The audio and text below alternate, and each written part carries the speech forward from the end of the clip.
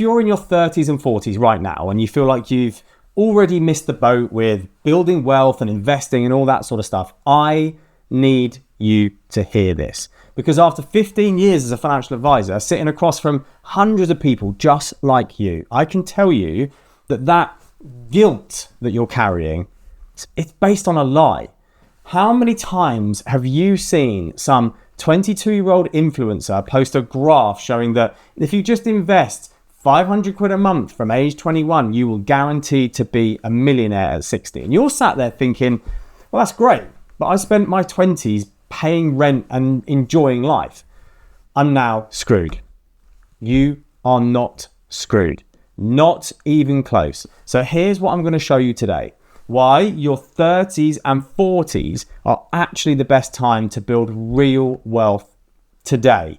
Not theory, real numbers, real tax tricks, the actual maths. I'm going to prove that a 35-year-old starting from zero can end up richer than someone who started at 25. So, to show you why, I want to tell you about one of my clients. Let's call him James. He sat down in my office at age 36 and he was almost like apologetic.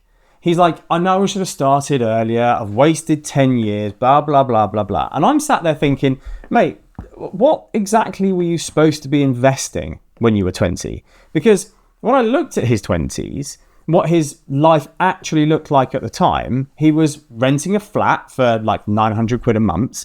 He had student loan repayments coming out of his pay. He had council tax, energy bills, and he was saving for a house deposit.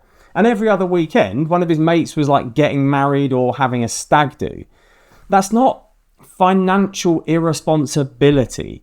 It's just being 26. And once you stop beating yourself up about it, something changes. You actually start making moves. That guilt that you have, it's the thing that is keeping you stuck. Think about it this way. A 25-year-old in the UK earning the median salary, which is about £30,000, has got about roughly, I would say, the same spending money as like a teenager living at home but working part-time in Tesco's by the time that you take out tax, rent and everything else. Maybe like 50 quid a month left over if you're disciplined. And look, if you are or were putting 50 quid a month into a stocks and shares ISA at age 20, then brilliant. Seriously, brilliant. You built the habit. But what matters more than people actually realise is £50 a month isn't going to build a multi-million pound portfolio. You need the kind of critical mass going in. And in your 20s, that money is going somewhere else. So if you spent your 20s surviving and getting your life set up, that wasn't a mistake. It was just the warm-up. Now, the thing with warm-ups is they only matter if you actually show up to the main event. Your 30s and beyond is the main event. And the reason is simpler than you'd think. You start earning real money. And not just like a little bit more, right? It's a completely different financial situation. These are the real numbers that I promised you. Look at what they mean for how much you can actually invest your money with. ONS data shows that the median salary jumps to about £41,000 to £45,000 in your 30s. By your 40s, it peaks to well above £45,000, with the top earners clearing £70,000, £80,000 easily. But here's what most people miss. When you earn £30,000, say in your 20s, pretty much all of that gets eaten up by the basics. As we've said, rent, food, bills, transport. You might have 5% margin left over, something like that. But when your salary climbs up to say 50,000, your bills don't magically double, do they? They can go up, but they don't magically double. Your rent doesn't jump 60%. What happens is you get this gap between what you need to live on and what you're actually earning. I call it the surplus gap. And it is genuinely the most important number in your financial life.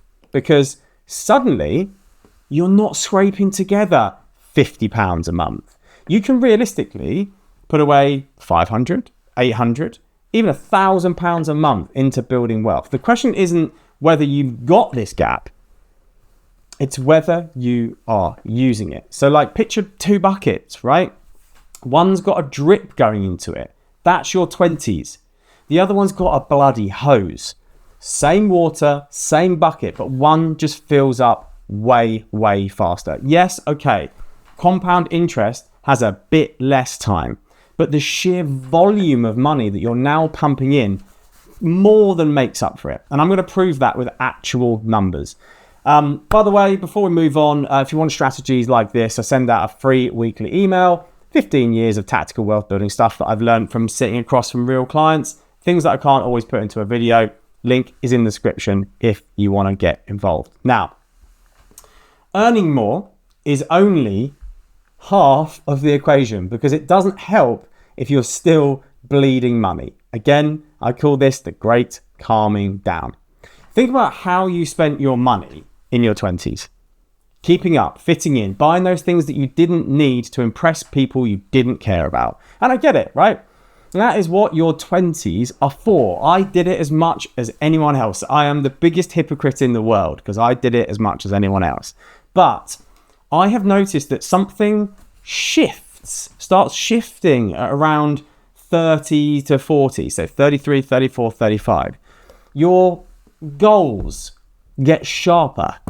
Maybe it's financial security for your family. Maybe it's retiring at 55. Maybe it's not wanting to lie awake at night worrying about money. This mental shift is a genuine superpower for building wealth because a plan becomes something that you can finally stick to. You care more about your future self than some current shiny image. And that discipline, that is worth mathematically more than any head start. That's not motivation. It's just maths. So tell me in the comments, what was the thing that changed for you between your 20s and 30s? What was the one thing that triggered this change in mentality? I read every single one. Now, so think about where you are now, okay? If you're watching this and you're in your 30s and 40s or older. You've got the income that your 20-year-old self didn't have, and you can sustain the focus that they couldn't. Now here's where it gets properly exciting. Remember those tax advantages that I mentioned at the start? This is them. They're going to be the reason that your 30s gives you the edge over a 22-year-old can't even come close to. Firstly, your pension. You hear me talk about this in virtually every single video. It is the single most important wealth building weapon you have. In your 20s, you are probably only a basic rate taxpayer, earning, broadly less than 50k. And you'll be paying 20% tax.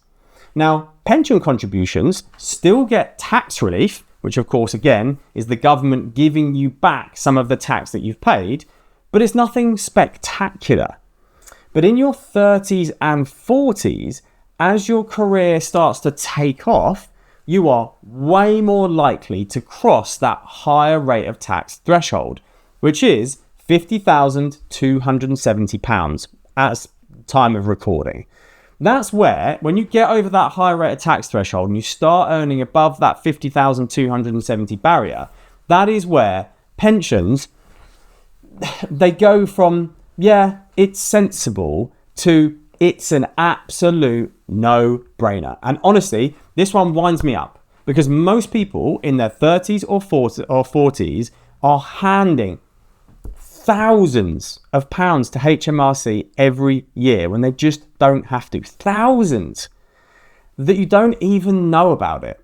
Here is what I mean. So, say you are earning £65,000. So as we know, everything above that £50,270 gets taxed at 40%. That means that about £6,000 a year is handed straight to HMRC. Straight to HMRC. But if you use this method of pension with something called salary sacrifice, you can redirect that money straight into your pension before the tax hits. You just legally keep it, all of it, you're basically getting £100 worth of pension for roughly £58 out of your pocket. Now, yes, you have to give up that £58 today, but the gap between 58 and 100 is huge. It's like getting 42p bonus for every pound invested. Free money just for being smart about where your salary goes in your wealth building machine. Every pound that you push through this is money that you are rescuing from the tax man. Now, pensions are powerful, but of course you're probably already there before I tell you. You can't touch money in a pension until you're 57, unless you're terminally ill, and that's obviously not what we want. It's currently 55, soon to be 57, so I've just assumed 57. So, what if you want to retire at 52? Or just want to have freedom to walk away from a job you hate at 48? This is where a stocks and shares ISA comes in. So, you get £20,000 a year allowance where you can put money into it, and whatever goes into it grows completely tax-free. So any profit you make, any growth you make on your investments, you keep all of it. Now, when you're 24, earning £28,000, a 20 grand ISA allowance is almost laughable. You can't get anywhere near it, right? But a couple in their late 30s who've had promotions and have merged their finances, well, they have got a combined £40,000 ISA allowance that they can actually start filling. And think about what that means.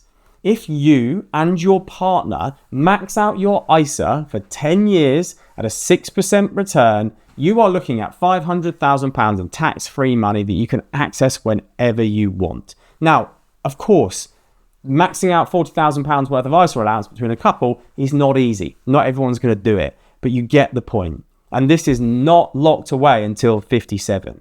This is, I'm done at 50 money. This is, I'm taking a year off to be with my kids money. At the start of this video, I told you that a 35-year-old starting from scratch can end up wealthier than someone who began at 25. And I even said it's not even close. So it's time to back that up. Let's compare two people. Investor A, they start at 25. Now, they can only afford £250 a month, which actually is pretty bloody good for a 25-year-old. They keep that up for 35 years until they're 60. We'll assume that the investments grow at about 6% a year after you account for inflation and all that sort of stuff. Total money in would be about £105,000. Total portfolio value, 343. Now, that is an oversimplification because obviously they might be able to put in more a little bit later, but just keep those numbers in mind. Now, that's not bad, right? 35 years of investing, 343,000, you'd be pretty happy with that. Investor B, they start at 35. They spent their 20s renting, traveling, building a career, but because now they're earning more money, they can invest £800 a month between their pension and their ISA. 25 years of investing, total money in would be 240,000, so you're putting in a bit more, but the final portfolio value would be roughly £550,000. So the person who waited for 10 years, the one who everybody told was behind, ends up over £200,000 richer. Just let that land for a second. The higher contributions completely overwhelm the extra time. Now, it's oversimplified, I get it, but there is a message here that it doesn't matter. And if that number just changed how you feel about your financial future, please hit the like button on this video. Seriously, it helps more people just like you find out about it. Or share it with someone who feels like they're behind and there's absolutely no point in even starting. So if you're sat there at 34 or 38 or 42 thinking, I've left it too late, you haven't. The window is wide open for you. If Investor B also really leans into it and uses higher rate tax contributions to push their contributions to say £1,200 a month, their portfolio over the same period of time would be £826,000. If you add in property equity, you're looking at a millionaire for someone who didn't invest a single penny until 35. And do you remember that client, James, that I was talking about before? The client who sat in my office feel like he wasted a decade. He started at 36 doing exactly this when we first started working together. Salary sacrifice into his pension, £600 a month into his ISA. Last time I actually reviewed his plan, he was on track for over £700,000 at age 60. He's not behind. He's right on time. That is the power of your 30s and 40s.